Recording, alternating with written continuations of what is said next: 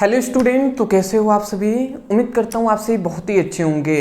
तो आज के इस वीडियो में हम पढ़ने वाले हैं क्लास 12 फिजिक्स। अब फिजिक्स का हम पहला चैप्टर पढ़ रहे थे जो है हमारा विद्युत आवेश तथा क्षेत्र। याद रखेंगे ये इस चैप्टर का चौथा लेक्चर है या हम ये कह सकते हैं चौथा वीडियो है। आज के इस वीडियो में हम इस चैप्टर के मोस्ट इंपॉर्टेंट टॉपिक पर डिस्कस करेंगे जो है गॉस के प्रमेय का अनुप्रयोग। तो याद रखेंगे आप कि गॉस के प्रमेय का 3 अनुप्रयोग होता है। कितने? गॉस के प्रमेय का 3 अनुप्रयोग होता है और ये तीनों अनुप्रयोग आपके 5-5 नंबर में पूछे जाते हैं, 5-5 मार्क्स में। मतलब प्रत्येक जो अनुप्रयोग है ना वो 5 नंबर में पूछे जाते हैं। ये वीडियो आपके लिए बहुत ही यूजफुल होने वाला है। और मैं ये भी कहूँगा जिन विद्यार्थियों को डेरिवेशन से डर लगता है, जिनको हार्ड लगता है, वो इस वीडियो में खासकर अंत तक बने रहे हैं, क्योंकि आसानी तरीके से आज के इस वीडियो में हम समझाने का, सिखाने का प्रयास करेंगे। चलिए जी, अब एक एक करके हम देखते हैं। देखिए यहाँ पे हमने लिख दिया विद्युत आवेश तथा क्षेत्र गॉस का प्रमेय का अनुप्रयोग हम पढ़ रहे हैं क्लास 12 फिजिक्स।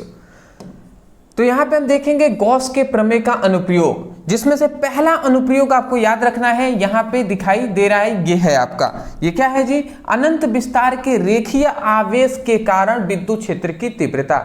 इसको क्वेश्चन को और भी घुमाकर पूछा जा सकता है कि अनंत लंबाई के चालक तार पर आवेश मतलब अनंत लंबाई के रेखीय आवेश के कारण उत्पन्न विद्युत क्षेत्र की तीव्रता, ऐसे भी कह सकता है। ठीक है ना? तो उसके लिए आपको परेशान नहीं होना है।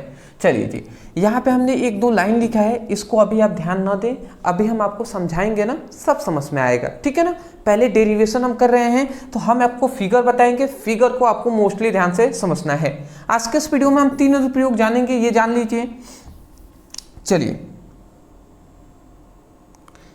यहाँ पे हम एक सबसे पहले यहाँ पे ध्यान से समझेंगे। सबसे पहले तो हम एक अनंत लंबाई का चालक तार ले रहे हैं। यहीं पे हमें ले लूँ क्या? यहाँ पे ही सही रहेगा। चलिए यहाँ पे हमने सबसे पहले एक अनंत लंबाई का ये हमने चालक तार ले लिया जो है L। ठीक है ना? यहाँ हाँ कैपिटल L ही चलिए ले लेते हैं। अनंत लंबाई का चालक तार है L। इस पर हमने क्या किया है? इस पर हमने प्लस Q आवेश इसको दिया है। इसको हमने क्या दिया है? इसको हमने प्लस Q आवेश दिया है। और जैसे ही हमने इस पर प्लस Q आवेश दिया तो इसके चारों ओर हम जानते हैं विद्युत क्षेत्र उत्पन्न होगा। कोई भी चालक तार है इसमें आवेश देंगे तो उसके चारों ओर विद्युत क्षेत्र उत्पन्न होता है। ठीक है ना? तो हम ऐसा मानते हैं कि इसमें जो विद्युत क्षेत्र उत्पन्न होगा वो एक बेलनाकार की तरह उत्पन्न होगा, एक बेलन के आकार टाइप उत्पन्न होगा यहाँ पे। ठीक है ना? इस तरीके का कुछ।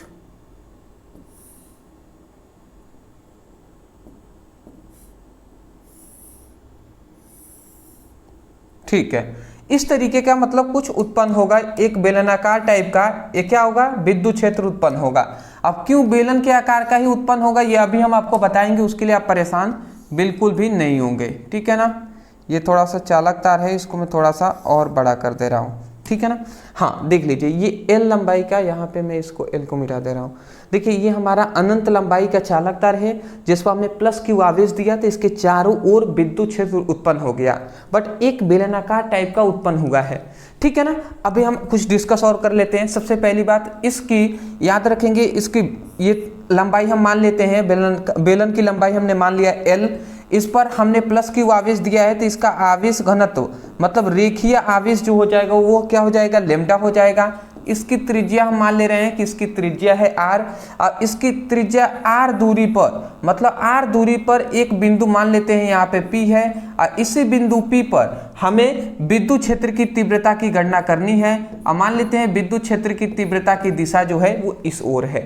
ठीक है ना? और यहाँ पे बेलन में 3 सतह होते हैं, S1 सतह, S2 सतह और S3 सतह। ये 3 सतह है, यहाँ पे दिखाई दे रहा होगा। देखिए जब तक आप फिगर नहीं समझेंगे तब तक आपको कुछ भी समझ में नहीं आएगा। इसलिए विशेषकर मैं बाबू कहूँगा आप सभी से कि फिगर पे आप फोकस कीजिएगा। फिगर आप समझ जाएंगे ना, सब समझ जाएंगे। फिगर नहीं समझे बहुत दिक्कत आएगी। इसलिए मैं ज़्यादा फोकस करूंगा फिगर पे। एक बार और मैं बता रहा हूँ, ध्यान से समझेंगे। अच्छा, बेलन आपने तो देखा ही होगा, रोटी जो आपकी मम्मी या अम्मी जो है वो आपकी बनाते रही होंगी, तो वहाँ पे बेलन आपने देखा ही होगा। तो वो बेलन ही ना, बेलन का आकार है। तो उसी टाइप का बेलन में अगर आप देखेंगे तो 3 सतह होते हैं। एक तो ऊपर वाला सतह हो जाएगा, एक नीचे वाला, एक बीच वाला होता है। तो इसमें भी वैसे ही बेलन में एक ऊपर वाला सतह हो गया, एक नीचे वाला और एक बीच वाला। तो S1 S2 और S3 3 सरफेस है। हमने यही बताया है कि माना एक अनंत लंबाई का चालक तार L है, जिस पर हमने प्लस Q आवेश दिया है, ठीक है ना, जिसका आवेश घनत्व क्या है, लैम्डा है, ठीक है, और इसकी त्रिज्या R है। R दूरी पर एक बिंदु P है जहां पर विद्युत क्षेत्र की तीव्रता की गणना करनी है। और यहाँ पे 3 सरफेस है, इसका 3 सतह है बेलन का, S1 S2 और S3, ये 3 सतह हैं। अब यहाँ पे कुछ स्टूडेंटों का डाउट आता है, उसको क्लियर कर दूं, फिर हम आगे आपको बढ़ेंगे, ठीक है ना। डाउट आपको नहीं रहना चाहिए। स्टूडेंट ऐसा कहते हैं कि सर मान लेते ये चालक तार है, इसमें अपने आवेश दिया, तो आवेश दिए तो विद्युत क्षेत्र उत्पन्न होगा, ये तो हम समझ रहे हैं, बट क्यों बेलन के आकार का ही विद्युत क्षेत्र उत्पन्न होगा, क्या ऐसा है क्या? तो ऐसा बिल्कुल भी नहीं है। विद्युत क्षेत्र तो बहुत तरीके से उत्पन्न हो सकता है, बट हम यहाँ पे मानते हैं कि एक बेलन के आकार का उत्पन्न हो रहा है। अब क्यों हम मानते हैं भैया, ये भी क्वेश्चन करते हैं। तो इसलिए हम बेलन के आकार को मानते हैं, क्योंकि यदि हम बेलन को अगर हम काटे ना, तो प्रत्येक इसका जो सरफेस होगा वो इक्वल होगा। समझ रहे हैं? यदि एक बेलन है इस तरीके का, यदि एक ये बेलन है, इसको अगर हम काटते हैं, इसको अगर हम काटेंगे तो इसका सरफेस जो होगा ना, प्रत्येक का इक्वल होगा, बराबर होगा। इसलिए हम ऐसा मानते हैं जी, ठीक है ना। अब क्लियर हो गया, तो अब हम आगे बढ़ेंगे। तो देखिए, सबसे पहले हम क्या करेंगे जी, सबसे पहली बात चलिए यहाँ से अब हम करना स्टार्ट करते हैं, समझिएगा। सबसे पहले हम ये गणना करेंगे, सबसे पहले हम लिखेंगे कि माना, यहाँ पे इसको लाइन को मैं थोड़ा सा पढ़ दे रहा हूँ। यहाँ पे लिखा है माना अनंत लंबाई का एक सरल रेखीय चालक L है, ठीक है ना। यहाँ पे कैपिटल L आप कर लेंगे, कैपिटल L, ठीक है ना। माना एक क्या है, एक सरल रेखीय क्या है, चालक L है, जिस पर प्लस Q आवेश उपस्थित है। माना एक सरल रेखीय चालक L है जिस पर प्लस Q आवेश उपस्थित है, तथा उस पर आवेश घनत्व क्या है, आवेश घनत्व याद रखेंगे, यहाँ पे आवेश घनत्व नहीं होगा, रेखीय आवेश होगा, ठीक है ना। यहाँ पे रेखीय आवेश आप कहेंगे। रेखीय आवेश क्या होगा, लैम्डा होगा। रेखीय आवेश लैम्डा है, तथा बेलन की त्रिज्या देख रहे हैं R है। R के किसी बिंदु P पर विद्युत क्षेत्र की तीव्रता की गणना करनी है। ये बात आप समझ गए कि नहीं? यहाँ से फिगर देखिए, हम यहाँ से नहीं, यहाँ से बोल रहा हूँ, ध्यान से समझेंगे। माना एक अनंत लंबाई का चालक तार L है जिस पर प्लस Q आवेश उपस्थित है। इतना पहले देखिए, माना एक अनंत लंबाई का सरल रेखीय चालक L है जिस पर प्लस Q आवेश उपस्थित है, जिसका रेखीय आवेश लैम्डा है, ठीक है ना। तो देखिए यहाँ पे लिखा गया उस पर रेखीय आवेश लैम्डा है, तथा बेलन की त्रिज्या R, तो तथा बेलन की त्रिज्या R के किसी बिंदु P पर विद्युत क्षेत्र की तीव्रता की गणना करनी है। ऐसा आप लिख देंगे, आशा करता हूँ समझ गए होंगे, इतना लिख देंगे। अब यहाँ से हम गणना स्टार्ट कर रहे हैं, तो सबसे पहले हम लिखेंगे कि बेलन के, यहाँ पे हम लिखेंगे, क्या लिखेंगे जी, कि बेलन के, इसको थोड़ा सा मैं कम कर दूं, बेलन के 3 सतह होते हैं। अब वो कौन कौन सा, तो देखिए यहाँ पे 3 सतह होते हैं, एक है S1, एक है S2 और एक है S3, ठीक है ना। तो S1 S2 और S3 होते हैं। तो S1 क्या है, समतल होता है, ये भी समतल होता है, ये क्या है, वक्र होता है, वक्र की तरह। तो हम यहाँ पे लिखेंगे कि क्या है, समतल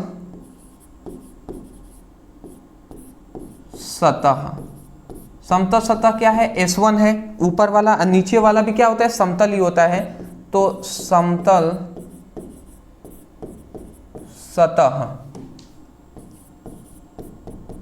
S2, और एक अंतिम क्या है, ये हमारा वक्र सतह है, वक्र सतह, ये क्या है S3 है। ऐसा आप लिख देंगे कि बेलन के 3 सतह होते हैं, S1, S2 और S3। और S1 सतह समतल होता है, जैसे एक बेलन है उसका ऊपरी सतह आप देखेंगे वो सतह होगा समतल, ये भी नीचे वाला समतल होगा, बीच वाला क्या होता है वक्र की तरफ होता है, ठीक है ना। अब हम सबसे पहले ये ज्ञात करेंगे कि इस चालक तार में आवेश कितना है, ठीक है ना। तो हम लिखेंगे सबसे पहले कि चालक में हम सबसे पहले यही लिखेंगे कि चालक तार में उत्पन्न आवेश, ठीक है ना। चालक तार में उत्पन्न रेखीय आवेश हम लिख देते हैं यहाँ पे, या हम उत्पन्न आवेश ही यहाँ पे लिखते हैं, उत्पन्न आवेश।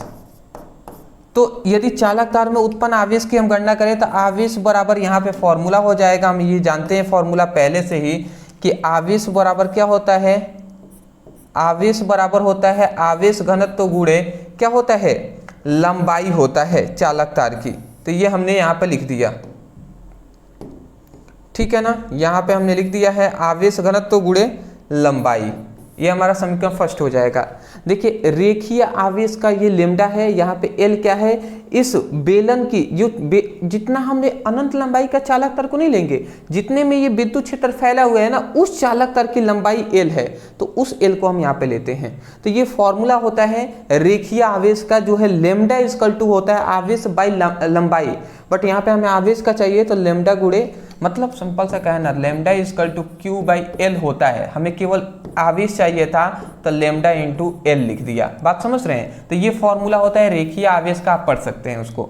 तो पहले हमने ये ज्ञात किया कि इस चालक तार में उत्पन्न आवेश कितना है, पहले ये गणना कर लिया। अब दूसरे में हम गणना करेंगे विद्युत फ्लक्स की, विद्युत फ्लक्स की। तो हम विद्युत फ्लक्स मतलब विद्युत फ्लक्स फाई ई की हम गणना करेंगे, बट हम तीनों के लिए ज्ञात करेंगे, पहले S1 सतह के लिए, फिर S2, फिर से S3, इन तीनों सतह के लिए विद्युत फ्लक्स ज्ञात करेंगे, ठीक है ना। तो हम लिखते हैं कि समतल सतह मतलब S1 सतह के लिए हम यहाँ पे लिखते हैं कि S1 सतह के लिए विद्युत फ्लक्स, S1 सतह के लिए विद्युत फ्लक्स। तो S1 के लिए निकाल रहे हैं तो यहाँ पे विद्युत फ्लक्स हम यहाँ पे लिख देंगे फाई ई, बट यहाँ पे 1 लिख देते हैं क्योंकि S1 के लिए ज्ञात कर रहे हैं तो फाई ई 1 हमने लिख दिया। अब फाई विद्युत फ्लक्स फाई इक्वल टू क्या होता है हम जानते हैं E D S cos theta होता है, ये फॉर्मूला होता है। तो यहाँ पे हम लिख देंगे ई और ds यहाँ पे हम लिख सकते हैं, तो ds की जगह पर ds क्या है अल्पांश पृष्ठ है, यहाँ पर पृष्ठ क्या है S1 है, तो यही S1 हम लिख देंगे और उसके बाद यहाँ पे cos थीटा है तो cos थीटा हमने यहाँ पर लिख दिया, ठीक है ना। इतना हमने कर दिया। अब ध्यान से समझेंगे, अगर हम इसको आगे सॉल्व करते हैं, अगर हम इसको आगे सॉल्व करें तो देखिए हमें क्या मिलता है। अगर हम इसको आगे सॉल्व करते हैं तो फाई ई 1 इक्वल टू यहाँ पे क्या हो जाएगा ई और फिर से S1 इंटू कॉस, यहाँ पे क्या हो जाएगा थीटा का मान, यहाँ पे क्या हो जाएगा थीटा का मान यहाँ पे 90 डिग्री होगा, 90 डिग्री। अब भैया थीटा का मान 90 डिग्री कैसे होगा, तो ध्यान से समझेंगे। देखिए पृष्ठ विद्युत फ्लक्स में हमने पढ़ाया था, तो हमने बताया था पृष्ठ और विद्युत क्षेत्र की तीव्रता के बीच बना कोण होता है जो है थीटा। तो यहाँ पे S1 सतह है, ये हमारा यही ना हमारा S1 सतह है जी, ये हमारा S1 सतह है और ये हमारा क्या है विद्युत क्षेत्र की तीव्रता की दिशा है, विद्युत क्षेत्र की तीव्रता की दिशा है और ये हमारा देखेंगे तो S1 सतह की दिशा है। तो देखिए ये S पृष्ठ है, मतलब S पृष्ठ की दिशा इस ओर है और ये विद्युत क्षेत्र की तीव्रता की दिशा इस ओर है। तो यहाँ पे जो बीच में जो कोण यहाँ पे बनेगा वो कितने का बनेगा 90 डिग्री बनेगा ना, तो इसलिए यहाँ पे 90 डिग्री हम यहाँ पर ले रहे हैं, ठीक है। चलिए तो यहाँ पे हम क्या ले लिए 90 डिग्री ले लिए, ये आप समझ गए होंगे। अब इसको हम आगे थोड़ा सा सॉल्व कर लेते हैं। फाई ई 1 इक्वल टू, अच्छा cos 90 इक्वल टू होता है 0, तो ये बताइए जब इसका मान 0 होता है तो 0 में सभी का गुणा होगा तो ये भी क्या हो जाएगा 0 हो जाएगा। तो फाई ई 1 का जो वैल्यू आ गया वो कितना आ गया जी, फाई ई 1 का जो वैल्यू आ गया ये हमारा 0 आ जाएगा, ठीक है ना। तो अब हमने S1 सतह पर जो विद्युत फ्लक्स निकलेंगे वो 0 मात्रा में निकलेंगे। अब इसी तरीके से S2 सतह, समतल जो सतह S2 है, इसके लिए ज्ञात करेंगे। तो हम यहाँ पे लिख देंगे कि S2 सतह से निकलने वाले कुल विद्युत फ्लक्सों की संख्या या कुल विद्युत फ्लक्स भी लिख सकते हैं। तो इसका क्या हो जाएगा, यह हमारा फाई, अब E2 लिखेंगे। S1 के लिए फाई E1 लिख रहे थे, अब फाई E2 लिखेंगे। अब phi E2 equal to E और S2 और cos थीटा हो जाएगा, इतना हो गया, ठीक है ना। अब उसके बाद यहाँ पे अगर हम इसको आगे सॉल्व करें तो ये बताइए, ये तो E हो गया, ये S2 ये सतह है तो सतह हमने लिख दिया। और यहाँ पे थीटा का मान कितना हो जाएगा जी, थीटा का मान आप बताइए। तो S2 सतह ये हमारा है, S2 सतह ये हमारा है, और ये विद्युत क्षेत्र की तीव्रता, तो S2 सतह ये हमारा है, तो S2 सतह की दिशा इस ओर है, अब विद्युत क्षेत्र की तीव्रता इधर है, तो यहाँ पे बीच बना कोण भी तो 90 डिग्री का ही ना बनेगा जी। तो इसलिए यहाँ पे cos 19 हो जाएगा, और cos 19 इक्वल टू क्या होता है, cos 19 इक्वल टू होता है 0, तो ये भी हमारा क्या हो जाएगा, 0 हो जाएगा। तो फाई E2 का मान भी 0 आ गया। तो देखिए S1 सतह पर भी विद्युत फ्लक्स 0 है, S2 सतह पर भी विद्युत फ्लक्स 0 है। अब हम तीसरे में गणना करेंगे S3 सतह के लिए, ठीक है ना। तो यहां पे हम लिखते हैं कि S3 सतह पर उत्पन्न वैद्युत फ्लक्स। अच्छा, एक और मैं बात बता दूं, यहाँ पे हम उत्पन्न विद्युत फ्लक्स लिख रहे हैं, तो या तो आप उत्पन्न विद्युत फ्लक्स लिख दें, या आप लिख सकते हैं कि S3 सतह से निकलने वाली कुल फ्लक्सों की संख्या, ऐसे भी लिख सकते हैं। ज़्यादा मतलब सभी बेटर ही है जी, ठीक है ना। अलग अलग बुकों में अलग अलग तरीके से दिया गया है। उत्पन्न होने का मतलब ही निकलना होता है ना, ठीक है, निकल कितने रहे हैं, तो वही बात है जी, उससे आप कन्फ्यूजन नहीं होंगे, ठीक है ना। ये जैसे जैसे हम लिख रहे हैं वैसे भी आप लिख सकते हैं, या अब यही लाइन को S1 सतह से निकलने वाली कुल फ्लक्सों की संख्या, S3 सतह से निकलने वाली कुल फ्लक्सों की संख्या भी लिख सकते हैं। जगह कहीं कम होता है तो उस तरीके से मैं लिख दे रहा हूँ, समझ रहे हैं ना बाबू, समझिएगा, ठीक है ना। क्योंकि ये अब क्लास 12th में आ गए हैं, जितना इजी आप क्लास 10th के लिए था ना उतना इजी नहीं है ये क्लास 12th है बाबू। अब बिना मेहनत किए ना कुछ भी नहीं होने वाला, मेहनत तो करना ही पड़ेगा। और मेरा एक मतलब मैं ऐसा भी मानता हूँ कि मेहनत से अब कुछ नहीं होने वाला दोस्त। मेहनत के साथ साथ अब जान लगाना सीखिए, पूरी जी जान लगा दीजिए। जब तक आप जी जान नहीं लगाएंगे तब तक कुछ होने वाला नहीं है। तो जोश और जुनून के साथ साथ जी जान लगाकर मेहनत कीजिए जितना आपसे हो पाता है, ठीक है ना। तो चलिए, अगर हम S3 सतह के लिए निकालें तो इसके लिए कुल फ्लक्सों की संख्या अब हम क्या लिख देंगे, फाई E3 लिख देंगे, S3 हो जाएगा यहाँ पे, और cos थीटा हो जाएगा, इतना हो गया जी। अब यहाँ पे अगर हम देखें तो फाई E3 इक्वल टू यहाँ पे E हो जाएगा, S3 हो जाएगा, और cos यहाँ पे 0 डिग्री होगा। क्यों 0 डिग्री होगा जी, क्योंकि यहाँ पर अगर हम आपको बताएं, अच्छे से समझाएं आपको तो समझिएगा। यहाँ पर विद्युत क्षेत्र की तीव्रता की मतलब विद्युत क्षेत्र की तीव्रता की दिशा इस ओर है, और ये जो हमारा पृष्ठ है इसकी भी, इस पृष्ठ की दिशा भी इस ओर है। तो अगर आप पृष्ठ की दिशा और विद्युत क्षेत्र की दिशा ये दोनों एक दूसरे के समानांतर हैं, पैरेलल हैं, तो यहाँ पे जो कोण बनेगा वो 0 डिग्री का बनता है जब समांतर होते हैं। तो 0 डिग्री का यहाँ पे बनेगा, तो यहाँ पे हमारा क्या आ जाएगा, phi E3 equal to S3 हो जाएगा, S3 होगा। अब यहाँ पे एक और चीज आप याद रखेंगे कि ये हमारा S3 हो गया। अब बेलन का वक्र पृष्ठीय क्षेत्रफल जो होता है वो 2πRL होता है, ठीक है ना। बेलन का वक्र पृष्ठीय क्षेत्रफल 2πRL होता है। यहाँ पे cos 0 इक्वल टू 1 हो जाएगा, तो 1 अगर गुणा कराएगा तो फाई E मतलब यहाँ पे अगर हम कहें ऐसे तो phi E3 equal to S3 into 1 में गुणा हुआ तो इतना हो गया। अब यहाँ पे अगर आप समझे अच्छे तरीके से तो यहाँ पे E हो गया, और ये हमारा बेलन है ना जी। तो बेलन का वक्र पृष्ठीय, ये वक्र पृष्ठीय क्षेत्रफल है, वक्र सतह क्षेत्रफल। तो बेलन का वक्र सतह क्षेत्रफल, या हम कह सकते हैं बेलन का पृष्ठीय क्षेत्रफल होता है 2πRL। आर एल होता है। कितना होता है जी? बेलन का वक्र पृष्ठीय क्षेत्रफल जो होता है वो 2 पाई आर एल होता है। और यदि हम इसको यहाँ पे रख दें तो ये हमारा समीकरण कितना हो जाएगा? 3 हो जाएगा। देख लीजिए, अभी हमने अब थोड़ा सा और बचा हुआ है, उसके बाद कंप्लीट हो जाएगा।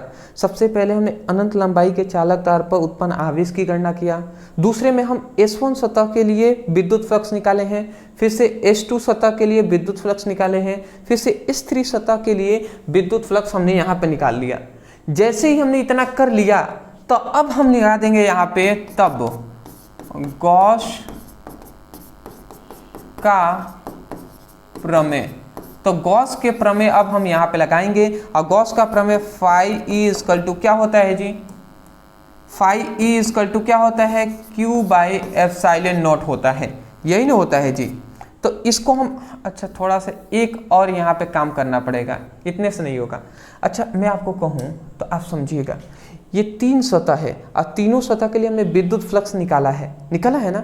तो जब हमें ये पूरे बेलन पे अगर हमें विद्युत फ्लक्स की गणना करना है तो हम कैसे करेंगे जी? हम इन तीनों सतह पर जो विद्युत फ्लक्स है उन तीनों को जोड़ देंगे, तो हमें पता चल जाएगा कि बेलन से निकलने वाली कुल फ्लक्सों की संख्या कितनी है। तो हम इसी कुल फ्लक्सों की संख्या निकालने के लिए ये हम 3 मान लेते हैं, तो हम लिखेंगे समीकरण फर्स्ट, इसको हमने क्या माना है? इसको 2 मान लेते हैं, इसको 3 मान लेते हैं और इस वाले को 4 मान लेते हैं। तो समीकरण 2, 3 तथा 4 को मिलाने पर, ठीक है ना।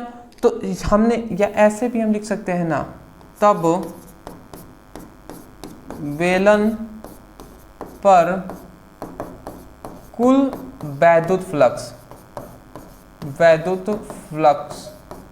तो बेलन पे कुल विद्युत फ्लक्स, तो इसके लिए हमने फाई ई कर दिया और इसके लिए phi E1 plus phi E2 और प्लस फाई E3। समझ रहे हैं आपको मैं क्या कह रहा हूं? जब ये तीनों फाई E1 फाई E2 और यहाँ पे जब फाई E3 ये तीनों जुड़ जाएंगे तो कुल फ्लक्स निकल जाएंगे। तो यदि हम इसका निकालें तो ये हमारा phi E equal to phi E1 का मान है 0, फाई E2 का मान है 0 और फाई E3 का मान है E into 2 pi R L, यही ना है जी। यदि हम इसको आगे सॉल्व करते हैं तो फाई ई इक्वल टू ये हमारा E और 2 पाई आर एल हो जाएगा, यही हो जाएगा। अब देखिए ये हमारा आ गया, ये हमारा क्या आ गया है? कुल विद्युत फ्लक्स का मान। यहाँ पे क्या हो गया? बेलन का कुल विद्युत फ्लक्स, बेलन पे उपस्थित कुल विद्युत फ्लक्स इतना हो गया। जब इतना हम कर लेंगे ना तब जाकर अब बाबू हम लगा देंगे यहाँ पे गॉस का प्रमेय। तब यहाँ पे हम लिखेंगे गॉस के प्रमेय से। तो गॉस के प्रमेय से हम क्या जानते हैं? फाई ई इक्वल टू क्या होता है जी? Phi E equal to Q by epsilon naught होता है। अब आप ही बताइए फाई ई का मान यहाँ पे क्या है? E equal to 2 pi R L है, तो इतना लिख दिया।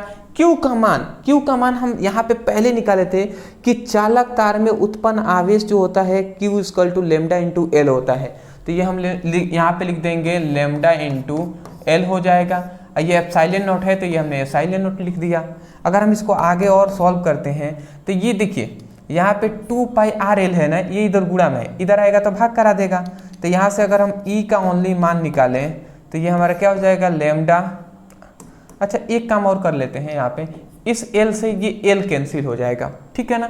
L से कैंसिल हो गया तो अब 2 पाई आर बचा इधर और ऊपर बचा लेमडा, तो लेमडा हो गया यहाँ पे 2 पाई, ये क्या बचा है? 2 पाई आर एप्सिलॉन नॉट।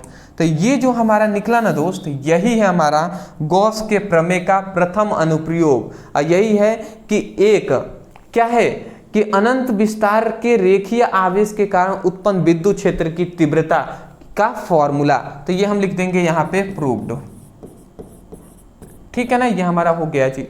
या इसी को आगे एक लाइन और सॉल्व किया गया है जिससे कि न्यूमेरिकल के लिए यूजफुल हो गया। जैसे कि ऊपर 2 से और नीचे 2 से गुणा करा देते हैं। तो अगर हम ऐसा कराते हैं ना, ठीक है, तो अब यहाँ पे क्या मिलेगा ये भी आप समझ लीजिए। या आप यहाँ पे लिख सकते हैं E इक्वल टू ये देखिए यहाँ पे सबसे पहले ये नीचे जाएगा तो 2 दूना 4 हो गया, तो ये ऊपर 1/4 पाई एप्सिलॉन नॉट हो गया, और ये 2 लेमडा हो जाएगा, तो 2 लेमडा हो गया, और बाई यहाँ पे क्या बचेगा, यहाँ पे क्या बचेगा एप्सिलॉन नॉट, सॉरी यहाँ पे आर बचाना, तो ये आर हो जाएगा, समझ रहे हैं। अरे भैया 2 दूना 4 हो गया, तो 4 लिख दिए, पीछे पाई है एप्सिलॉन नॉट है तो पाई एप्सिलॉन नॉट लिख दिया, इधर ओनली आर नीचे बचा था तो इधर हमने आर भेज दिया, और ये 2 लेमडा है तो 2 लेमडा इधर लिख दिया, तो यही है जी। तो ये हमारा ये भी फॉर्मूला है।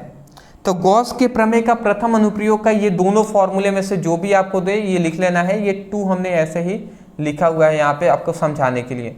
तो ये आप चाहें तो यहाँ तक आप लिख दें तो भी सही है, या आप थोड़ा सा एक लाइन और बढ़ा देंगे तो ये भी लिख देंगे तो सही हो जाएगा, पर पॉपुलर जो फॉर्मूला है वो यही है नीचे वाला, ठीक है ना। तो ये था आपका गॉस के प्रमेय का पहला अनुप्रयोग। देखिए दोस्त, इसमें ज्यादा कुछ नहीं करना है, आपको 3 स्टेप केवल याद रखना है। सबसे पहला कि अनंत लंबाई का जो चालक तार है, तो मतलब यहाँ पे चालक तार जितने में विद्युत क्षेत्र की तीव्रता फैला हुआ है, तो वही चालक तार में उत्पन्न आवेश की गणना करना है, जो Q = लैम्डा × L। और उसके बाद हमें ज्ञात करना है कि ये जो बेलन है इस पर कुल फ्लक्स कैसे निकलेगा, कुल विद्युत फ्लक्स कितना है, फ्लक्सों की संख्या। तो हम देख रहे हैं बेलन में 3 सतह होते हैं, S1 S2 S3। तो पहले हम S1 सतह के लिए विद्युत फ्लक्स निकाल लिए, फिर से S2 सतह के लिए विद्युत फ्लक्स निकाल लिए, फिर से हमने S1 सतह के लिए यहाँ पे विद्युत फ्लक्स निकाल लिया है। जैसे ये तीनों निकले, अब तीनों को हम जोड़ देंगे तो कुल विद्युत फ्लक्स निकल गए। अब इसको हमने क्या किया, फाई के मान को यहाँ से रख दिया, अब क्यू के मान को जो पहले हमने यहाँ पे गणना किया था ये हमने लिख दिया है वहाँ पे क्यू का मान, और इसको सॉल्व किया है, यहाँ पे हमारा प्रूफ हो गया है। तो स्टेप आपको याद रखना है दोस्त कि कैसे हमें कब कौन सा चीज हमें प्रोवाइड करना है, इसके बाद क्या क्या हमें ज्ञात करना है। जब आपको स्टेप पता रहेगा सब आप कर पाएंगे। डेरिवेशन एक ऐसा चीज है जिसको हमें स्टेप बाय स्टेप ही याद करना पड़ता है। मैं आशा करता हूं दोस्त कि आपको आसानी तरीके से समझ में आ गए होंगे, अदरवाइज पहले आप स्क्रीनशॉट ले लीजिए। हाँ जी, अच्छी बात है। देखिए मैं आपको बताना चाहूँगा कि टॉपिक ये है ना हार्ड होते हैं दोस्त, जब तक आप पेशेंस नहीं रखेंगे, धैर्य नहीं रखेंगे, तब तक कुछ भी नहीं होने वाला। तो इसलिए मैं कहूँगा कि धैर्य रखिएगा, अच्छे तरीके से पढ़ाई कीजिएगा, क्योंकि आप क्लास 12th में आ गए हैं, बिना मेहनत का यहाँ पे तो कुछ भी नहीं मिलने वाला, ठीक है। अदरवाइज यदि आपको, मैं कहूँगा मेरा एक छोटी सी सजेशन आपके लिए रहेगा कि आप प्लेलिस्ट के अनुसार सीक्वेंस वाइज पढ़ाई करें। डिस्क्रिप्शन बॉक्स में हमने लिंक दे दिया है, आप जाइए, फिजिक्स के नाम से एक लिंक मिलेगा, उस पर क्लिक करिए और सीक्वेंस वाइज पढ़ाई करते हुए चलिए। इंस्टा का लिंक और टेलीग्राम का लिंक और व्हाट्सएप ग्रुप का लिंक आपको दे दिया हमने, वहाँ पे ज़रूर ज्वाइन हो जाएंगे, जिससे आपकी बोर्ड एग्जाम की अच्छे तरीके से वहाँ पे तैयारी हो सके, ठीक है ना। चलिए दोस्त, तो आप स्क्रीनशॉट, सॉरी यहाँ का ये नहीं लिए हैं, ले लीजिए। चलिए जी, ओके। तो अब हम आते हैं, हम देखेंगे गॉस के प्रमेय का दूसरा अनुप्रयोग। यह हमारा याद रखेंगे, गॉस के प्रमेय का दूसरा अनुप्रयोग है जो है एक समान आवेशित अनंत समतल चादर के कारण विद्युत क्षेत्र की तीव्रता। तो ये हमारा एक समान आवेशित अनंत समतल चादर, ये आप याद रखेंगे, समतल चादर के कारण उत्पन्न विद्युत क्षेत्र की तीव्रता की गणना करनी है। यहाँ पे कुछ हमने लाइन लिखा हुआ है, इस पर अभी आप ध्यान नहीं देंगे, अभी हम कराएंगे ना तो सब आपको बताएंगे जी, ठीक है ना।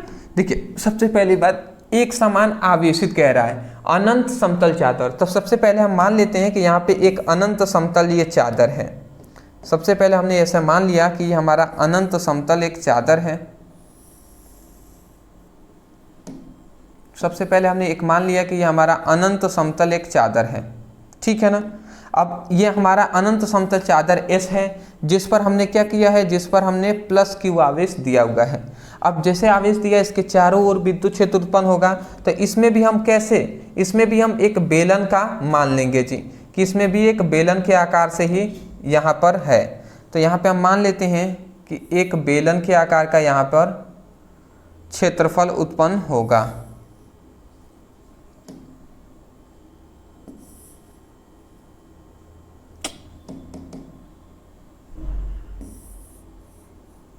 एक जस्ट अ सेकेंड, थोड़ा सा आप वेट कीजिएगा, क्योंकि मैं चाहता हूं कि फिगर आपको अच्छे तरीके से बनाकर समझाया जाए। या चलिए हम ऐसे ही बना दे रहे हैं। देखिए इसमें हम बेलन के आकार का हम मान लेते हैं कि यहाँ पे उत्पन्न हो रहा है, ठीक है ना, इस तरीके से।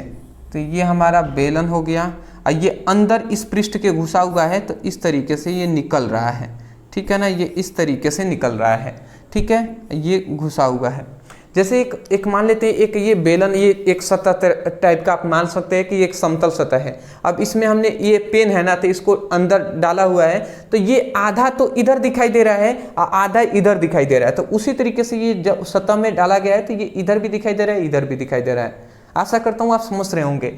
तो मोस्टली आपको दिमाग में आना चाहिए कि ये कैसे हुआ है। बीच में यहाँ पे क्या है, सतह में होल है, इसीलिए ये अंदर गया हुआ है।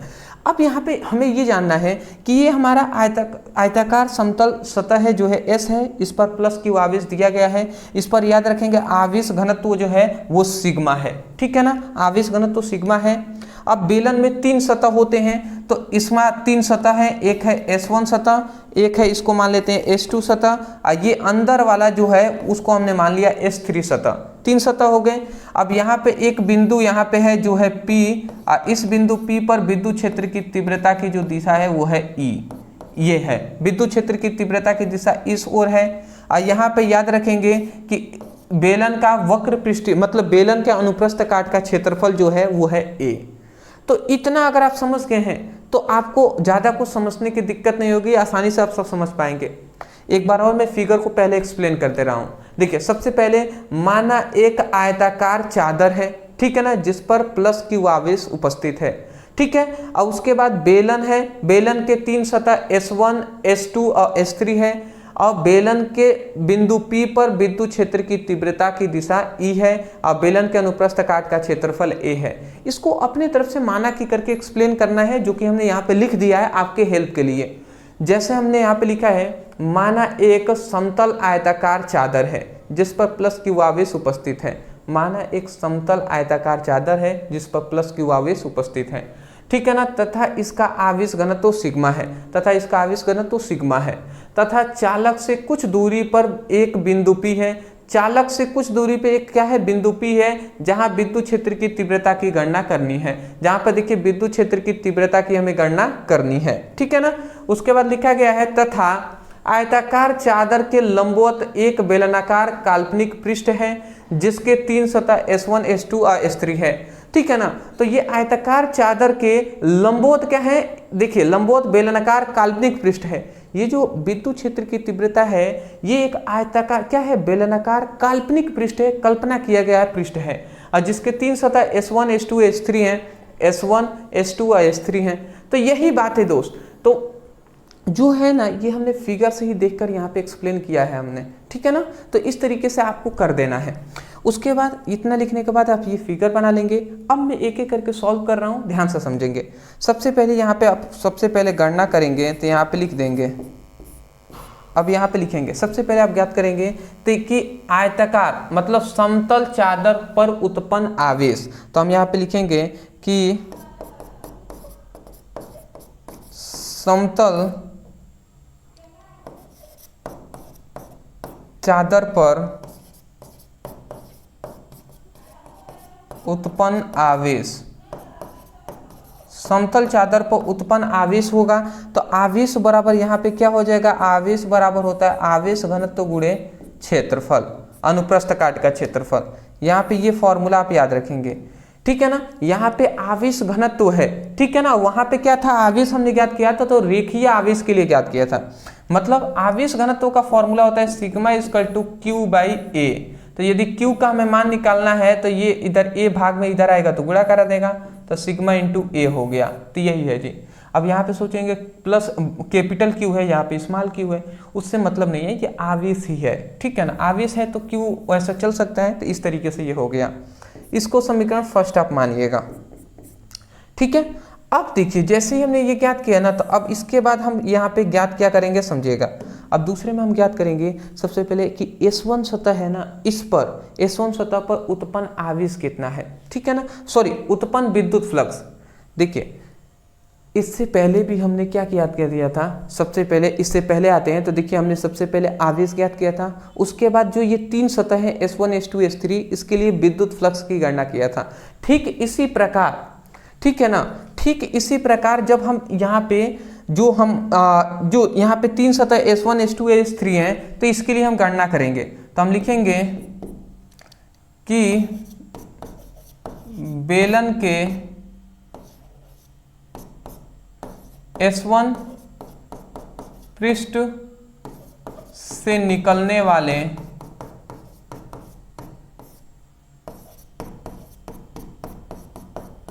कुल वैद्युत फ्लक्स S1 सतह से निकलने वाले कुल वैद्युत फ्लक्सों की संख्या, ठीक है ना। तो ये क्या हो जाएगा, φE1 हो जाएगा। S1 के लिए निकाल रहे हैं तो φE1 लिख देंगे। और φE1 equal to E S1 into क्या होता है, cos थीटा होता है, ठीक है ना, थीटा होता है। अब यहाँ पे अगर आप ध्यान से समझें तो यहाँ पे अगर आप ध्यान से समझें तो ये φE1 इक्वल टू फाई लिख दिया। S1 सतह है, S1 सतह है तो S1 सतह है ना, तो इसका क्षेत्रफल क्या है, A है। तो यही पृष्ठीय क्षेत्रफल ही तो ये S1 क्या है, पृष्ठीय क्षेत्रफल है। तो ये हमने A लिख दिया, जो कि S1 सतह के लिए A है, तो A लिख दिया। फिर से यहाँ पे cos थीटा, और थीटा के जगह पर हम क्या लिखेंगे, यहाँ पे 0 लिखेंगे। क्यों 0 लिखेंगे जी, ये भी आपको समझ में आ जाएगा।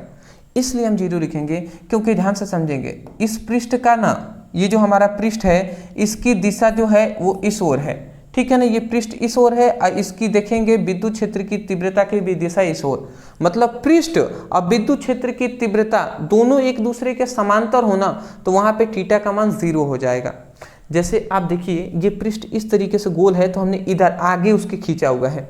ऐसे ही अगर आप पीछे आते हैं, अगर ना समझ में आए तो मैं बताऊं, ये एक गोला था, ठीक है, वही बेलन इस तरीके से हो गया। तो ये गोला है, तो इसमें देखिए हमने ऊपर खींचा हुआ था और इधर विद्युत क्षेत्र की तीव्रता। वैसे ही ठीक ऐसे ही ये गॉस के प्रमेय का पहला अनुप्रयोग हम दिखा रहे थे आपको, ठीक है ना, ये तो बात पता ही होगा। तो ये हमारा उसी तरीके से ये गोला है जो कि इस तरीके से था, तो इधर इसका हो जाएगा तीव्रता, मतलब 0 डिग्री बनेगा बाबू, ठीक है ना। ज़्यादा अगर मैं समझाने लगूंगा तो शायद आप कंफ्यूजन में आ जाएंगे। तो ये हमारा φE1 इक्वल टू cos 0 का मान होता है 1, तो ये क्या हो जाएगा, E हो जाएगा। तो ये हमारा समीकरण फर्स्ट हो जाएगा। ये हमारा क्या हो जाएगा, वैल्यू हो जाएगा, ठीक है ना। इसको हम समीकरण 2 कर लेते हैं, ठीक है, या इसको 2 ना करके अब ध्यान से समझेंगे। सबसे पहले S1 सतह के लिए से निकलने वाली कुल फ्लक्स निकाल लिए, φE1 का मान। अब हम निकालेंगे कि S2 सतह से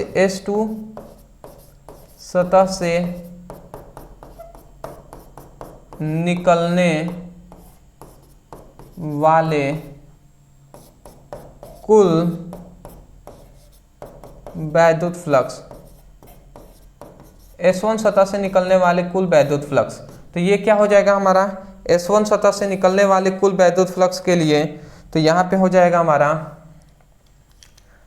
φE2 इक्वल टू क्या हो जाएगा, ES2 और cos यहाँ पे क्या हो जाएगा, थीटा, ठीक है ना। अब यहाँ पे अगर हम इसका लिखें तो φE2 इक्वल टू E, और यहाँ पे S2 सतह, अब देखिए बेलन का जो पृष्ठीय क्षेत्रफल A ही है, तो S के लिए S2 के लिए भी A लिख देंगे, और यहाँ पे cos थीटा के जगह पे क्या होगा, तो देखिए S2 सतह के भी यहाँ पे, ये देखिए S2 सतह इधर है, और यहाँ पे देखिए विद्युत क्षेत्र की तीव्रता भी इधर है।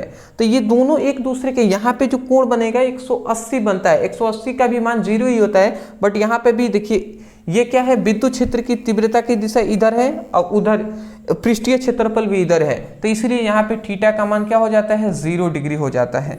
अब φE2 इक्वल टू क्या हो जाएगा, यहाँ पे EA हो जाएगा, ठीक है ना। अगर आपको कंफ्यूजन हो रहा हो तो मैं गॉस के प्रमेय का पहला अनुप्रयोग आपको दिखा देता हूं, यहां से समझिएगा। देखिए ये जस्ट अपोजिट हो गया है, फिर भी आप देखेंगे तो S1 सतह के लिए भी हमने ऊपर लिया था और S2 सतह के लिए भी हमने इधर लिया था, ये S2 सतह के लिए भी हमने जस्ट नीचे ही लिया था, ठीक है ना। S2 सतह के लिए भी नीचे हमने लिया था इसी तरीके से। चलिए, जिसको समझ में आ जाना चाहिए मुझे लग रहा है, और ना समझ में आए तो बाबू इतना याद रखिएगा कि S1 सतह के लिए थीटा का मान 0 लेंगे, S2 सतह के लिए भी थीटा का मान 0 लेंगे, ठीक है ना। अगला हमारा तीसरा आता है, क्योंकि ये बाबू हार्ड है, ठीक है, मैं ऐसा नहीं कहूँगा कि ईजी है, जैसे हमने S1 सतह के लिए निकाल लिया, फिर से S2, अब S3 सतह के लिए कुल विद्युत फ्लक्स, तो हम लिख देंगे S3 सतह के S3 सतह से निकलने वाले कुल वैद्युत फ्लक्स। S3 सतह से निकलने वाली कुल वैद्युत फ्लक्स, तो ये हमारा क्या हो जाएगा फाई E3 इक्वल टू क्या हो जाएगा EA, मतलब ES3 और यहाँ पे cos थीटा हो जाएगा। यदि हम इसको आगे बढ़ाते हैं तो फाई E3 इक्वल टू यहाँ पे E हो जाएगा, और S3 के जगह पर भी S3 यहाँ पे है, तो यहाँ पे याद रखेंगे कि यहाँ पे हमारा S3 है। अब यहाँ पे हमारा क्या है, जो हमारा S3 है, तो यहाँ पे हम क्या करेंगे, यहाँ पे एक कंफ्यूजन ये आता है कि जैसे S3 है तो इसके लिए भी तो अगर हम A लिख देते हैं, क्योंकि बेलन का पृष्ठीय क्षेत्रफल A मान लिया है, तो बट यहाँ पे cos और थीटा का मान यहाँ पे 0 हो जाएगा, सॉरी 19 डिग्री हो जाएगा, cos 19 डिग्री हो जाएगा। अब आप कहेंगे कैसे सर 90 डिग्री, तो देखिए ये हमारा बीच वाला, अब इस पृष्ठ का क्षेत्रफल, अंदर वाला पृष्ठ का क्षेत्रफल की दिशा, मतलब पृष्ठ का दिशा इस ओर है, ठीक है ना, और इसकी विद्युत क्षेत्र की तीव्रता की दिशा इस ओर है, तो इनके बीच जो कोण बनेगा वो लंबवत डिग्री 90 डिग्री का कोण बनेगा, तो इसलिए 19 हो जाएगा। तो अगर ऐसा होता है तो यहाँ पे अगर आप देखेंगे तो फाई E3 का जो वैल्यू आएगा cos 90 इक्वल टू होता है 1, तो इसका मान जो हो जाएगा वो कितना हो जाएगा, फाई E3 का मान हो जाएगा 1 0, ठीक है। अगर हम अब देखिए यहाँ पे हमने फाई E1, फिर से फाई E2 और फाई E3, जब तीनों हमारे पता चल गया है तो कुल वैद्युत फ्लक्स की गणना कर लेंगे। कुल वैद्युत फ्लक्स कैसे ज्ञात होगा, जब फाई 1, फाई 2 और फाई 3 जोड़ देंगे तो हो जाएगा। तो हम यहाँ पे लिखेंगे तब कुल वैद्युत फ्लक्सों की संख्या, कुल वैद्युत फ्लक्सों की संख्या, तो ये हमारा क्या हो जाएगा जी, ये हमारा हो जाएगा phi E equal to phi E1 plus phi E2 और प्लस फाई E3। अब हम तीनों को अगर ऐड कर देते हैं तो ये हमारा फाई E इक्वल टू क्या हो जाएगा, फाई E1। फाई E1 का अगर आप देखेंगे वैल्यू है E इंटू ए, और फाई E2 का भी है E इंटू ए, तो हम यहाँ पे फाई E1 का भी वैल्यू E इंटू ए है, फाई E2 का भी वैल्यू E इंटू ए है, और फाई E3 का वैल्यू है 0, ठीक है ना, 0 है तो 0 लिख दिया है। अब देखिए एक E1 कितना होता है, 2 E1 हो जाएगा ना, तो ये हमारा क्या हो जाएगा 2EA हो जाएगा, ये हमारा हो गया। तो यहाँ पे अगर आप देखें तो ये हमारा क्या निकल गया है, ये हमारा बेलन से निकलने वाली कुल विद्युत फ्लक्स की गणना कर लिया हमने। तो पहले तो हमने यहाँ पे अगर आप देखें तो देखिए हमने आवेश की गणना किया है, अब हमें टोटल ये बेलन पे कुल विद्युत फ्लक्स निकाल लिए। तो जैसे ही हम निकाल लिए तो अब हम यहाँ पे लिखा देंगे गॉस का प्रमेय से, और गॉस के प्रमेय से हम क्या जानते हैं, फाई E इक्वल टू क्या होता है, Q बाई एप्सिलॉन नॉट होता है। अगर हम इसको आगे सॉल्व करें तो फाई का मान देखेंगे तो 2EA आ रहा है, और यहाँ पे Q का मान क्या हो जाएगा, Q का मान है सिग्मा इंटू ए है, और इसका एप्सिलॉन नॉट है, ठीक है ना। Q का मान आप यहाँ पे देख सकते हैं सिग्मा इंटू ए है, तो ये हमने Q के जगह पर यहाँ पे रख दिया है। अब इस A से ये A कैंसिल हो जाएगा, तो यहाँ पे अब क्या मिला जी, यहाँ पे ये 2 इधर गुणा में है, इधर आएगा तो भाग करा देगा, तो मतलब E का जो वैल्यू निकल गया यहाँ पे ऊपर तो सिग्मा और नीचे 2 एप्सिलॉन नॉट यहाँ पे। तो ये जो हमारा वैल्यू आया यही है गॉस के प्रमेय का दूसरा अनुप्रयोग, ये हमारा प्रूफ होता है, ठीक है। गॉस के प्रमेय का ये दूसरा अनुप्रयोग है जो है E equal to sigma by 2 epsilon naught. यहाँ पे आप देख सकते हैं इसी को निकाला है कि एक समान आवेशित अनंत समतल चादर पर उत्पन्न विद्युत क्षेत्र की तीव्रता के लिए ये हमने फॉर्मूला निकाल लिया है, ठीक है ना, बहुत ही ज़्यादा इंपॉर्टेंट है दोस्त। ये सभी गॉस के प्रमेय का 3 अनुप्रयोग होता है, तीनों बहुत ज़्यादा इंपॉर्टेंट है। दूसरा आपने देख लिया, मैं आशा करता हूँ कि आपको आसानी से समझ में आ रहे होंगे। पहले स्क्रीनशॉट ले लीजिए। चलिए जी, बहुत ही अच्छी बात है, स्क्रीनशॉट ले लिए हैं आपने तो ये तो आपने ले ही लिया होगा, ठीक है ना, ले लेंगे तो ले लीजिए। चलिए ले लिए ना। तो देखिए दोस्त, मैं यही कहूँगा कि मन लगा कर पढ़ाई कीजिएगा, ठीक है ना। और मैं हमेशा से कह रहा हूँ, कहते आ रहा हूँ कि बाबू मेहनत करिए नहीं, अब मेहनत से ज़्यादा मैं कहूँगा जान लगाना सीखिए, ठीक है ना। अपने काम में पूरी तरीके से जान लगाइए, अपने पढ़ाई में पूरी तरीके से जितना हो सके उतना मेहनत कीजिए। आप खुद सोचिए, आप उतना मेहनत कर पाते हैं जितना आप कर सकते हैं? क्या उतना करते हैं जितना आप कर सकते हैं? समझ रहे मैं क्या कह रहा हूं? जितना आप कर सकते हैं क्या उतना मेहनत करते हैं? तो जवाब आएगा नहीं। मुझे लगता है, मुझे विश्वास है कि बहुत ही कम ऐसे बहुत ही कम स्टूडेंट होंगे जिनका जवाब आएगा यस सर, हम जितना कर सकते हैं उतना कर पाते हैं। ऐसा नहीं लगता मुझे, ठीक है ना, क्योंकि ये जो उम्र है ना, ये डिस्ट्रैक्शन का उम्र है। आपको मोबाइल चलाने का ज़्यादा मन करेगा, आपको अदर चीज़ों में भी मन लगेगा बहुत ज़्यादा, ठीक है ना। बट इसी समय है, यही समय है लाइफ बनाने का। तो मेहनत करिए, खूब मेहनत कीजिए, खूब आगे बढ़िए, मैं तो यही कहूँगा। डिस्क्रिप्शन बॉक्स में लिंक है, आप जाइए वहाँ से क्लिक करके फिजिक्स की अपने अच्छे तरीके से स्टडी कीजिए। प्लेलिस्ट का लिंक हमने दे दिया है, सीक्वेंस वाइज सभी वीडियो मिलेंगे, अच्छे तरीके से पढ़ाई कीजिए। टेलीग्राम, इंस्टाग्राम का लिंक हमने प्रोवाइड कर दिया है डिस्क्रिप्शन बॉक्स में, वहाँ पे क्लिक करके उसमें ज़रूर ज्वाइन हो जाएंगे और व्हाट्सएप ग्रुप में भी ज़रूर ज्वाइन होंगे, ठीक है ना। चलिए जी, अब आते हैं गॉस के प्रमेय का तीसरा अनुप्रयोग। अभी हम इसको बता देते हैं। हाँ जी, देखिए गॉस के प्रमेय का तीसरा अनुप्रयोग है, ये हमारा बहुत ही ज़्यादा इंपॉर्टेंट है। गॉस के प्रमेय का तीसरा अनुप्रयोग को बहुत तरीके से क्वेश्चन घुमाता भी पूछता है। इसको कह देगा कि गॉस के मतलब ऐसे कह देगा ना कि कूलाम के नियम के अनुसार गॉस के प्रमेय को सिद्ध कीजिए, या ऐसे कह देगा कि गॉस के प्रमेय से कूलाम के नियम को सिद्ध कीजिए। इस तरीके से कहता है, यही ज़्यादातर कहता है कि गॉस के प्रमेय की सहायता से कूलाम के नियम को सिद्ध कीजिए, ठीक है, ऐसे कहता है। तो चलिए जी, या ऐसे भी कह देता है, एक समान गोलीय आवेशित चालक के कारण उत्पन्न विद्युत क्षेत्र की तीव्रता। तो चलिए जी, अब देख लेते हैं। बहुत तरीके से क्वेश्चन घुमा कर कहता है। देखिए यहाँ पे हमने जो लिखा हुआ है इससे परेशान नहीं होंगे, अभी हम बताएंगे, सब याद हो जाएगा। यहाँ पे कह रहे एक समान गोलीय आवेशित चालक, तो सबसे पहले गोलीय होना चाहिए, आवेशित होना चाहिए चालक।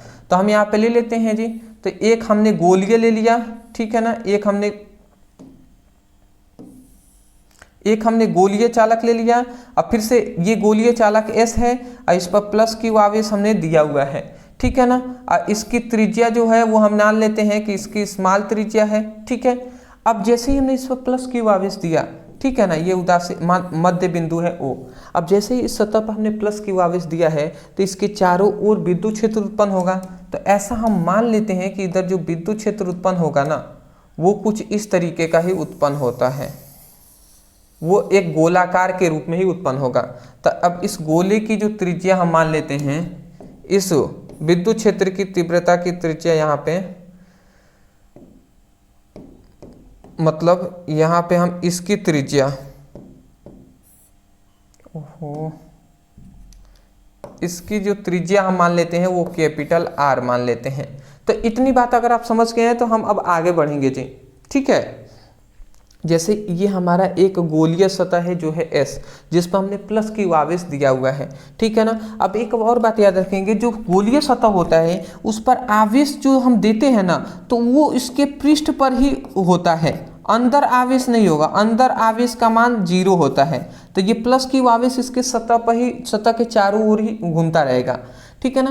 तो ये इसका विद्युत क्षेत्र उत्पन्न हो गया है, जहाँ पर हमने बता दिया कि इस गोले का त्रिज्या है स्मॉल r और ये पूरा विद्युत क्षेत्र की तीव्रता जो गोले की तरह उत्पन्न हुआ है उसकी त्रिज्या है कैपिटल R।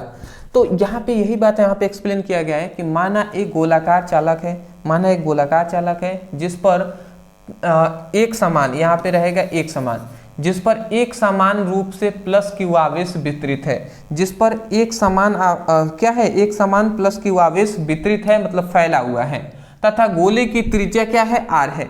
याद रखेंगे ये एक पूरी तरीके से गोला बना है ना, इसकी त्रिज्या यहाँ पे आर मान लिया गया है, या आप गोले की ही त्रिज्या कैपिटल आर यहाँ पे, ठीक है ना, ज्यादातर हम गोले की त्रिज्या ही कैपिटल आर मान लेते हैं। चलिए यहाँ पे ये गोले की ही त्रिज्या को कैपिटल आर माना जाता है, ठीक है ना, बुक में भी तो गोले की त्रिज्या कैपिटल आर ही माना गया है। और ये जो है इसके लिए स्मॉल आर हो जाएगा, हाँ ठीक है ना। तो गोले की त्रिज्या कैपिटल आर है तथा गोले से आर दूरी पर स्थित एक यहाँ पे बिंदु P होता है। इसी बिंदु P पर हमें क्या करना है, विद्युत क्षेत्र की तीव्रता की गणना करनी है। इसी बिंदु P पर विद्युत क्षेत्र की तीव्रता की गणना करनी है। तो देखिए आशा करता हूँ ये आप समझ गए होंगे, ये फिगर भी समझ गए होंगे। तो चलिए अब हम गणना कर लेते हैं। तो सबसे पहले हम गणना करेंगे कि गोले पर उत्पन्न कुल आवेश, ठीक है ना। तो हम लिखेंगे गोले पर उत्पन्न कुल आवेश। जैसे कि हम सभी में आवेश ज्ञात कर रहे थे तो इसमें भी आवेश ज्ञात करेंगे। तो गोले में उत्पन्न जो आवेश होता है वो क्या होगा, प्लस क्यू ही होगा, मतलब क्यू होगा तो क्यू हमने लिख दिया, ओनली क्यू होता है। उसके बाद तब दूसरे में अब हम क्या ज्ञात करेंगे, पहले आवेश ज्ञात करते हैं, फिर हम क्या ज्ञात करते हैं, विद्युत फ्लक्स की गणना करेंगे कि इस गोले से कितने विद्युत फ्लक्स निकल रहे हैं। तो हम लिखेंगे दूसरे में कि गोले या गोलीय चालक से निकलने वाले, गोलीय चालक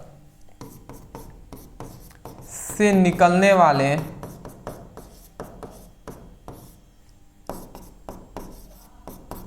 कुल विद्युत फ्लक्स, कुल वैद्युत फ्लक्स, गोलीय चालक से निकलने वाले कुल वैद्युत फ्लक्सों की संख्या। तो ये क्या हो जाएगा, ये हमारा हो जाएगा फाई ई, इसमें एक ही सतह होता है ये एस, तो फाई, इसलिए फाई ओनली ई लिखेंगे। फाई ई इक्वल टू क्या होता है, ई, और क्या होता है यहाँ का देखेंगे तो यहाँ का सरफेस क्या है, ए है, तो एस है, तो एस हमने लिख दिया ई एस, और कॉस, और यहाँ पे थीटा, यहाँ पे कॉस थीटा हो जाएगा, मतलब ई ए कॉस थीटा होता है। यहाँ पे सरफेस ए के जगह पर सरफेस एस होता है। अरे भैया फाई ई इक्वल टू ना E D S cos theta होता है। यह फॉर्मूला विद्युत फ्लक्स का जानते होंगे, यही फॉर्मूला होता है। यहाँ पे डी एस के जगह पर हमने एस लिखा है क्योंकि डी एस एक क्या है, अल्पांश पृष्ठ है, तो यहाँ पर भी जो पृष्ठ है वो एस है, तो एस हमने यहाँ पे लिख दिया है। समझ रहे हैं ना। अब यहाँ पे अगर आप आगे बढ़ाते हैं और समझते हैं तो ये हमारा फाई ई इक्वल टू ई का मान जो यहाँ पे है, ई का मान आप याद रखेंगे, यहाँ पे हम ई का मान, यहाँ पे ई हम लिख देते हैं, एस है। अब गोले का पृष्ठीय क्षेत्रफल क्या होता है, पाई आर स्क्वायर होता है। क्या होता है, पाई आर स्क्वायर, ठीक है। मतलब क्या होता है, गोले का जो पृष्ठीय क्षेत्रफल होता है वो 4 पाई स्क्वायर होता है ना। गोले का जो पृष्ठीय क्षेत्रफल होता है वो 4 पाई स्क्वायर होता है, ठीक है ना। ये थोड़ा सा पाई आर स्क्वायर गलत बोल दिया हमने, 4 pi R square, 4 pi R square होता है। ये गोला है तो गोले का पृष्ठीय क्षेत्रफल क्या हो जाएगा, 4 पाई आर, मतलब गोला नहीं, मतलब वृत्त की परिधि 4, गोले का, हाँ 4 पाई आर स्क्वायर। और यहाँ पे कॉस क्या हो जाएगा, यहाँ पे थीटा का मान आप याद रखेंगे, थीटा का मान जो होता है यहाँ पे क्या हो जाएगा, 0 डिग्री हो जाएगा, ठीक है ना। तो अगर हम इसको सॉल्व करते हैं तो फाई ई इक्वल टू यहाँ पे ई हो जाएगा, और ये 4 पाई आर स्क्वायर, और कॉस 0 का मान होता है 1।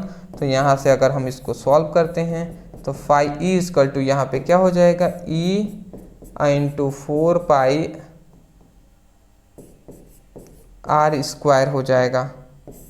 तो यहाँ पे अगर आप देखें ना तो ये विद्युत फ्लक्स का मान हमने निकाल लिया, ई इक्वल टू मतलब phi equal to E 4 pi R square, ये हमने निकाल लिया है। तो जैसे सबसे पहले आवेश निकाला, उसके बाद विद्युत फ्लक्स निकाला। यहाँ पे दो चीज़ें आपको याद रखना है कि जो यहाँ पे ये हमारा एक क्या है, गोलीय चालक है, तो गोलीय पृष्ठ मतलब गोले का जो पृष्ठीय क्षेत्रफल 4 पाई आर स्क्वायर होता है, तो ये लिख दिया। यहाँ पे थीटा का मान जो होता है वो 0 डिग्री होता है, क्यों होता है जी? क्योंकि पृष्ठ और विद्युत क्षेत्र की तीव्रता ये दोनों एक दूसरे के क्या होते हैं? समांतर होते हैं, इसलिए समांतर होते हैं तो 0 डिग्री रख दिया। अब मान सॉल्व किया, cos 0 का मान 1 होता है, इसको लिख दिया है, आगे ये आपका आ गया है। अब जैसे ही हमने ये दो चीजें मालूम चल जाती हैं, आवेश और विद्युत फ्लक्स, तो अब हम लगा देते हैं गॉस का प्रमेय। तो हम यहाँ पे लिख देंगे गॉस के प्रमेय से। तो गॉस के प्रमेय से हम क्या जानते हैं कि phi equal to Q by epsilon naught. तो ये हमारा क्यू की जगह पर, तो ये क्यू समझिए वही है। अब ये फाई की जगह पर आप क्या लिख देंगे? फाई की जगह पर ई और उसके बाद 4 पाई आर स्क्वायर और यहाँ पे क्यू बाई एप्सिलॉन नॉट, ये हमारा हो गया। अगर ये हम देखें तो 4 पाई आर स्क्वायर है, इसको ये इधर गुणा में इधर आएगा तो भाग कर आएगा। तो यहाँ से अगर हम ई का जो मान ओनली निकालें तो ये क्या हो जाएगा? Q by 4 pi epsilon naught into R square. ये जो हमारा निकला आर स्क्वायर, यही हमारा गॉस के प्रमेय का तीसरा अनुप्रयोग। ये हमारा क्या है? गॉस के प्रमेय का तीसरा अनुप्रयोग है। बट यहाँ तक हम सॉल्व नहीं करेंगे, अब ध्यान से समझेंगे हम इसको कैसे करेंगे जी। ध्यान से समझेंगे अगर आप, तो इसको हम क्या करते हैं, ये हमारा गॉस के प्रमेय का दूसरा अनुप्रयोग है। E equal to Q by 4 pi epsilon naught into R square. ये इतना आता है, ये हमारा प्रूफ हो गया। यहाँ तक ये हमारा प्रूफ हो गया। बट यहाँ पे क्वेश्चन कभी कभी घुमाकर ऐसा कह देता है कि गॉस के प्रमेय की सहायता से कूलाम के नियम को प्रूफ कीजिए। तो कूलाम के नियम को प्रूफ करने के लिए इसको हम थोड़ा सा एक लाइन और आगे बढ़ा देते हैं, ठीक है ना। तो देखिए यहाँ पे हमने क्या निकाला है, Q इक्वल टू यही निकला है जी, Q by 4 pi epsilon naught into R, यही हमारा निकला हुआ है। यहाँ पे देख भी सकते हैं आप, Q by 4 pi epsilon naught into R, E का मान यहाँ पे निकला हुआ है। अब हम क्या करते हैं, अगर हम दोनों पक्षों में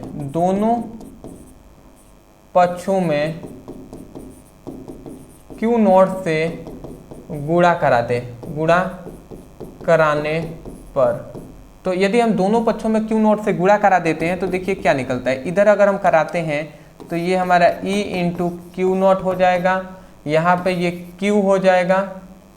यहाँ पे आप ध्यान समझेंगे, यहाँ पे अगर आप देखें तो इसको हम लिख सकते हैं 1/4 पाई एप्सिलॉन नॉट। यहाँ पे इस Q को साइड में हम ले लेते हैं तो ये Q बाई आर स्क्वायर, ऐसे हम लिख सकते हैं ना, 1/4 pi epsilon naught Q by R square ऐसे लिख सकते हैं। और Q नॉट से अगर यहाँ पे हमने गुणा करा दिया तो ये क्या हो जाएगा, देखिए Q इंटू क्यू नॉट हो गया। अब यहाँ पे अगर हम इसको आगे बढ़ा देते हैं, ध्यान से समझेंगे कि एक हम फॉर्मूला जानते हैं कि F इक्वल टू मतलब E equal to F by Q, ये हम फॉर्मूला जानते हैं विद्युत क्षेत्र की तीव्रता का। ये Q इधर गुणा में है, भाग में इधर आएगा तो गुणा करा देगा, तो F का जो मान निकलेगा वो E इंटू क्यू निकलता है। F का मान E इंटू क्यू होता है, तो यहाँ पे E इंटू क्यू है, तो इसका मतलब हम यहाँ पे चाहें तो हम F लिख सकते हैं कि नहीं, तो बिल्कुल हम F लिख सकते हैं। और ये देखिए F इक्वल टू यहाँ पे 4 पाई एप्सिलॉन नॉट हो जाएगा और ये Q हो जाएगा, ये Q नॉट अब बाई आर स्क्वायर। तो यही तो कूलाम का नियम है जी, यही तो कूलाम का नियम है। F equal to 1/4 pi epsilon naught Q1 Q2 by R square हम कहते हैं। Q1 Q2 का मतलब दोनों आवेश जो हैं वो अलग अलग हैं, तो इसीलिए यहाँ पे भी Q और Q नॉट है, ये भी दोनों आवेश अलग अलग हैं, इनके बीच की दूरी आर स्क्वायर है। तो ये हमारा कूलाम का नियम जो है यहाँ पे प्रूव्ड हो चुका है, ठीक है ना। तो यहाँ तक अगर आपको केवल गॉस के प्रमेय का जैसे ऐसे पूछ दे, एक समान गोलीय आवेश से चालक पर उत्पन्न विद्युत क्षेत्र की तीव्रता, तो आप चुपचाप यहाँ तक कर लेंगे, आपका काम कंप्लीट हो जाएगा। यदि आपको यहाँ अगर कह देता है कि गॉस के प्रमेय की सहायता से कूलाम के नियम को सिद्ध कीजिए, तो आपको वहां तक करने के साथ साथ यहाँ तक आपको प्रूव करना पड़ेगा, तब आपका सही होगा जी। आशा करता हूँ कि आपको समझ में आ गई होंगे। ऐसे ही मन लगा कर दोस्त पढ़ाई करते रहिए। हाँ, आपके लिए एक आवश्यक सूचना है जो मैं आपको बता देना चाहूँगा। सबसे पहली बात मैं यही कहूँगा कि जितने भी स्टूडेंट सीरियस हैं अपने पढ़ाई के तौर पे, तो उनसे मैं कहूँगा कि अच्छे तरीके से पढ़ाई कीजिए। मैंने अपने तरफ से आपके थोड़ी सी हेल्प के लिए नोट्स आपको लिए बनाया गया है, तो यदि आप चाहें तो अपने फिजिक्स की और केमिस्ट्री का दोनों का कंप्लीट नोट्स लेकर वहां से स्टडी आप कर सकते हैं। यहाँ पे मैं आपको दिखा दे रहा हूँ, फिजिक्स का नोट्स आपको दिखाई दे रहा है। फिजिक्स की कंप्लीट नोट्स ओनली आपको 99 रुपये में दिया जा रहा है। और फिजिक्स केमिस्ट्री दोनों आप अगर लेते हैं, फिजिक्स केमिस्ट्री दोनों एक साथ, तो 199 में आपको ये दोनों मिल जाएंगे।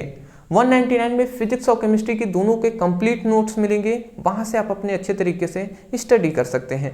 तो बिल्कुल प्रत्येक स्टूडेंटों का ये नोट्स लेना है और इस नोट्स से अच्छे तरीके से पढ़ाई करना है।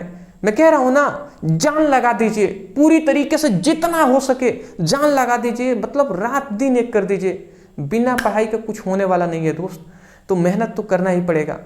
कहते हैं ना, आप खुद सोचिए, कभी उतना मेहनत किए हैं जितना आप कर सकते हैं? मुझे नहीं लगता जी, मुझे तो नहीं लगता।